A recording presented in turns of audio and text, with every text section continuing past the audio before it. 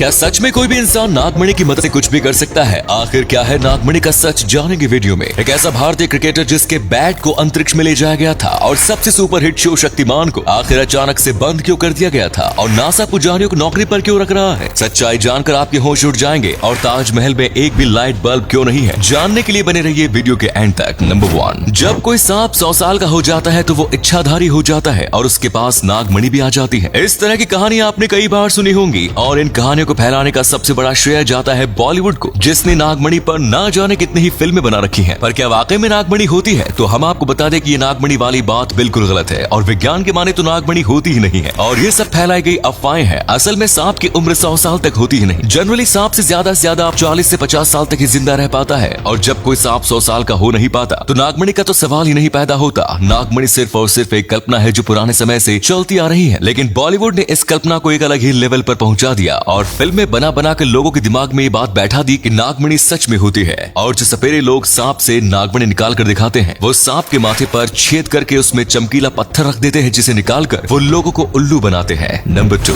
अगर आप 90s की किड्स है तो ऐसा तो हो ही नहीं सकता कि आपने शक्तिमान ना देखा हो। लेकिन क्या आपको पता है कि शक्तिमान को अचानक से टीवी से ऑफ एयर क्यों कर दिया गया था? अगर नहीं तो हम बताते हैं। दरअसल शक्तिमान शो उस समय दूरदर्शन का सबसे फेमस शो था, लेकिन जैसे जैसे ये शो बच्चों के बीच पॉपुलर हो रहा था वैसे वैसे बच्चे इस शो को देखकर ऊंची ऊंची बिल्डिंग से कूदने लगे, ताकि जब वो बिल्डिंग से कूदेंगे तो शक्तिमान उन्हें आकर बचा लेगा। इस वजह से कभी कभी मुकेश खन्ना जी को खुद टीवी पर आकर ये कहना पड़ता था कि ये सब चीजें फिक्शनल है, लेकिन बच्चों को ये बात समझ में नहीं आती थी। इसके अलावा इस शो को दूरदर्शन पर दिखाने के लिए दूरदर्शन काफी ज्यादा फीस चार्ज करने लगा था, जिसे अफोर्ड करना मुकेश खन्ना जी के लिए मुश्किल हो रहा था और इसीलिए इस शो को बीच में ही रोकना पड़ा और इसकी कहानी भी पूरी नहीं हो पाई थी। नंबर 3, क्या आपने कभी सोचा है कि जिस एटीएम मशीन से हम लोग अक्सर पैसे निकालने के लिए जाते हैं उसमें आखिर कितने पैसे रखे जाते हैं? अगर आपके मन में सवाल आया है तो इसका जवाब आज हम आपको बताने वाले हैं। दरअसल एटीएम मशीन में पैसे उसके क्षेत्र के हिसाब से रखे जाते हैं। अगर कोई एटीएम ग्रामीण क्षेत्र में बना हुआ है और वहाँ की पॉपुलेशन ज्यादा नहीं है तो उस एटीएम में 10 से 15 लाख रुपए ही डाले जाएंगे। पर अगर किसी शहर की बात की जाए जहाँ की पॉपुलेशन बहुत ज्यादा होती है और वहाँ के लोग एटीएम से ज्यादा पैसे निकालते हैं तो वहाँ 70 से 80 लाख रुपए डाले जाते हैं। और अगर आप जहाँ एटीएम से पैसे कुछ ज्यादा ही निकाले जाते हैं तो वहाँ से ज्यादा 88 लाख रुपए ही डाले जा सकते हैं और एटीएम में पैसे रखे जाने की लिमिट भी 88 लाख रुपए ही है। इससे ज्यादा रुपए एटीएम में नहीं डाले जा सकते। नंबर 4, आपको शायद ना पता हो लेकिन सन की कोर जो कि सूरज की सबसे गर्म जगह होती है उसका टेम्परेचर 15 मिलियन डिग्री सेल्सियस होता है। लेकिन शायद आपको ये जानकर और भी ज्यादा हैरानी होगी कि जब चाइना ने अपना खुद का आर्टिफिशियल सन बनाया था तो उस सन की टेस्टिंग के दौरान कुछ सेकंड्स के लिए उसका टेम्परेचर 100 मिलियन डिग्री सेल्सियस तक पहुंच गया था, जो कि सन के टेम्परेचर से 6 गुना ज्यादा है। वैज्ञानिकों ने इस आर्टिफिशियल सूरज को बनाकर एक इतिहास रच दिया था क्योंकि आज तक सूरज में भी इतनी ज्यादा गर्मी नहीं हो सकी है जितने की इस आर्टिफिशियल सन में हुई थी। हालांकि हमारा ख्याल से तो इस तरह के एक्सपेरिमेंट होना बिल्कुल गलत है और दुनिया भर में इस तरह के एक्सपेरिमेंट करना भी इलीगल है, लेकिन चाइना को तो प्रकृति के साथ खिलवाड़ करने में एक अलग ही लेवल का मजा आता है। नंबर 5,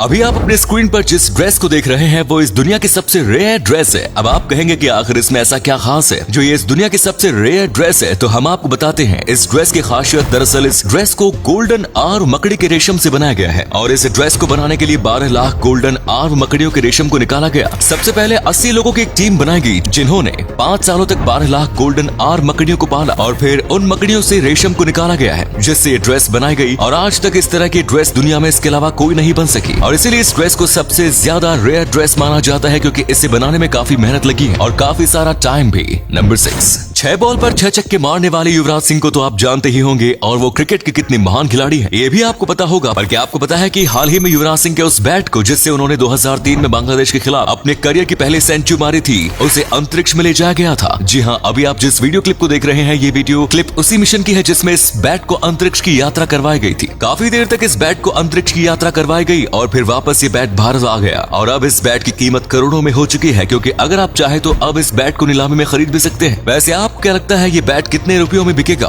हमें कमेंट्स में जरूर बताएं। नंबर 7, आजकल नासा बड़े स्केल पर अलग अलग देशों के और अलग अलग धर्मों के पुजारियों यानी धर्म गुरुओं को नौकरी पर रख रही है और इसके पीछे नासा ने एक बहुत ही बड़ी वजह दी है। नासा के मुताबिक वो धर्म गुरुओं को इसलिए नौकरी पर रख रही है क्योंकि भविष्य में जब वो स्पेस में किसी दूसरी सिविलाइजेशन को खोज लेंगे तो इस बात का खुलासा करते ही दुनिया भर में तहलका भी मच सकता है और इसीलिए वो अलग अलग धर्मों के धर्म गुरुओं को नौकरी पर रख रहे हैं ताकि वो अपने अपने धर्म के लोगों को ये समझा सके कि हमारे अलावा भी इस ब्रह्मांड में बहुत सी सिविलाइजेशंस है और वो धर्म गुरु अपने अपने समाज के लोगों को शांति स्थापित करने की सलाह दे सके। विशेषज्ञों की माने तो नासा के पास कुछ तो ऐसी जानकारी है जिसकी वजह से उसे डर है कि कहीं अगर उन्होंने इस जानकारी का खुलासा कर दिया तो दुनिया भर में तहलका मच सकता है। पर आखिर वो जानकारी क्या है, इसके बारे में किसी को नहीं पता। नंबर 8, भारत की सबसे मशहूर इमारत ताजमहल में कोई भी लाइट नहीं लगी हुई है, पर आखिर ऐसा क्यों? चलिए आज हम आपको बताते हैं। दरअसल पहले से ही ताजमहल का कलर सफेद है और आपको पता ही होगा कि व्हाइट कलर सबसे ज्यादा लाइट को रिफ्लेक्ट करता है। ऐसे में अगर ताजमहल में लाइट को लगा दिया जाएगा तो सफेद लाइट और सफेद ताजमहल को इतना ज्यादा रिफ्लेक्ट करेंगे कि ताजमहल के पास में बहुत से कीड़े मकोड़े आने शुरू हो जाएंगे, जिसकी वजह से ताजमहल का कलर अचानक से खराब होता चला जाएगा। दूसरी ओर ताजमहल को इसलिए बनाया गया था ताकि वो चांद की रोशनी में साफ साफ चमक सके और उसकी खूबसूरती चांद की रोशनी में और भी ज्यादा अच्छी हो जाए। लेकिन जब लाइट लगा दी जाएगी तो चांद की रोशनी में ताजमहल की खूबसूरती इतनी अच्छी नहीं लगेगी। अगर वीडियो अच्छा लगा तो इसे लाइक करना और आपको कौन सा फैक्ट सबसे ज्यादा अच्छा लगा कमेंट्स में जरूर बताएं। मिलेंगे फिर किसी इंटरेस्टिंग वीडियो में, तब तक के लिए धन्यवाद।